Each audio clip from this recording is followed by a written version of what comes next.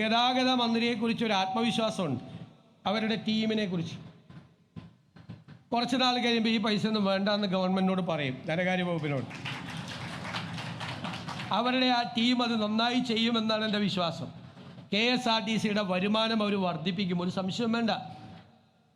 ഈ പണം നമ്മുടെ കേരളത്തിൽ തന്നെ ചെലവഴിക്കപ്പെടും. ഈ പണം പല കാര്യങ്ങൾക്കായി ചെലവഴിക്കപ്പെടും, പല രീതിയിൽ ടാക്സായും അല്ലാതെയുമായി മണി സർക്കുലേഷൻ്റെ ഭാഗമായി ഇത് തിരിച്ചു വരുന്നൊരു ആക്ടിവിറ്റിയാണ്. ഈ പണം ചെലവഴിക്കപ്പെടും. ആ പണം ചെലവഴിക്കപ്പെടുമ്പോൾ അതിൻ്റെ ഗുണം പൊതുസമൂഹത്തിനും ജനങ്ങൾക്കും ഉണ്ടാവും, ഒരു സംശയമില്ല. പിന്നെ ഉത്കണ്ഠ എന്താ? ഒന്ന്, പ്രൈവറ്റ് ട്രാൻസ്പോർട്ട് നടത്തുന്ന ആളുകൾക്കൊരു ഉത്കണ്ഠയുണ്ട്, സ്വാഭാവികമാണ്. ഞാൻ അവരോട് പറയുന്നു, നിങ്ങൾ ഇനി മുതൽ പ്രൈവറ്റ് ട്രാൻസ്പോർട്ടുകാരല്ല, നിങ്ങളും പബ്ലിക് ട്രാൻസ്പോർട്ടിൻ്റെ ഭാഗമാണ്. കാരണം ട്രാൻസ്പോർട്ട് ബസ്സില്ലാത്ത സ്ഥലങ്ങളിൽ ഈ പാവപ്പെട്ടവരെ കൊണ്ടുപോകുന്നത് സ്വകാര്യ ബസ്സുകളാണ്. പണ്ടൊക്കെ വലിയ മുതലാളിമാരാണ് എന്ന് നമ്മൾ പറയും, ബസ് മുതലാളി. ഇപ്പം ഇല്ല. ഇപ്പം ബസ് മുതലാളിയായിട്ട് വീട്ടിലിരുന്നാൽ ബസ് വേറെ വഴിക്ക് പോകും. ഒന്നുകിൽ കണ്ടക്ടറായിട്ട്, അല്ലെങ്കിൽ ചെക്കറായിട്ട്, അല്ലെങ്കിൽ ക്ലീനറായിട്ട് വണ്ടി കയറണം മുതലാളി കൂടി.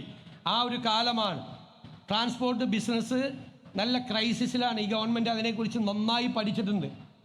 അവർക്ക് കയറി വരാൻ വേണ്ടിയിട്ടുള്ള അന്തരീക്ഷം കൂടി ഈ സർക്കാർ ഉണ്ടാക്കുമെന്ന് ഞാൻ അവർക്ക് വാക്ക് നൽകുന്നു. കേരളത്തിലെ പബ്ലിക് ട്രാൻസ്പോർട്ടേഷൻ സംവിധാനം മികച്ചതാക്കണം എന്നതാണ് ഈ സർക്കാരിൻ്റെ സ്വപ്നം. പ്രത്യേകിച്ച് അർബൻ പ്ലാനിങ്ങിൻ്റെ ഭാഗമായി നഗരങ്ങളിൽ, ഇപ്പോൾ കൊച്ചിയിലെക്കാരനാണ് ഞാൻ. കൊച്ചിയിലെ ഹൈക്കോടതിയിൽ ഒരു 2000 വക്കീലന്മാർ വരുന്നുണ്ട്. 2000 കാറുമായിട്ടാണ് ഇവർ വരുന്നത്. അതിൻ്റെ ആവശ്യമില്ല.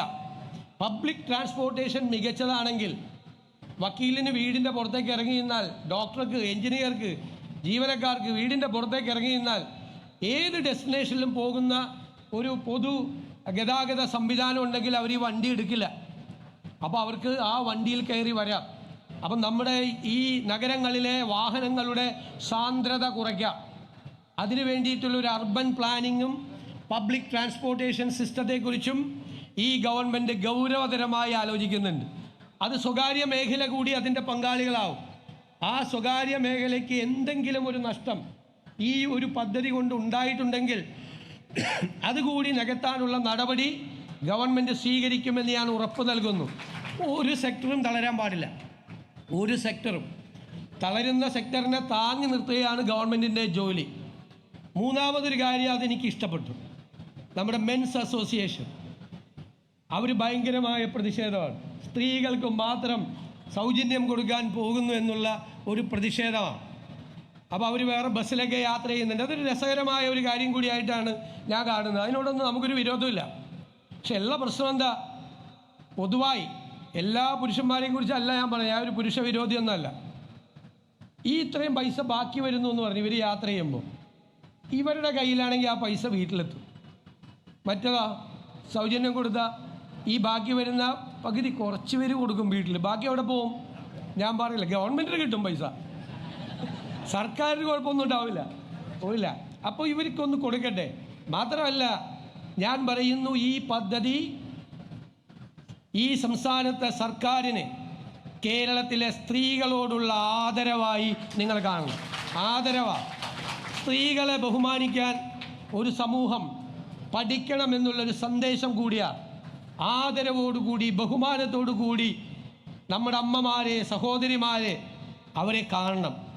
ആ ആദരവാണ് ഈ സംസ്ഥാന സർക്കാർ അധികാരത്തിൽ വന്നതിന് ശേഷം പ്രഖ്യാപിച്ച് നടപ്പാക്കുന്ന ആദ്യത്തെ പദ്ധതി കേരളത്തിലെ സ്ത്രീകളോടുള്ള നമ്മുടെ എല്ലാവരുടെയും, കേരളത്തിലെ ജനങ്ങളുടെ ആദരവായി കണക്കാക്കണം എന്ന് ഞാൻ ആഗ്രഹിക്കുന്നു. ഒരു സന്തോഷം കൂടിയുണ്ട്.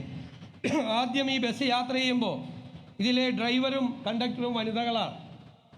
മാത്രമല്ല ഗതാഗത വകുപ്പിൽ ഒരു വനിതയാണ് സെക്രട്ടറി.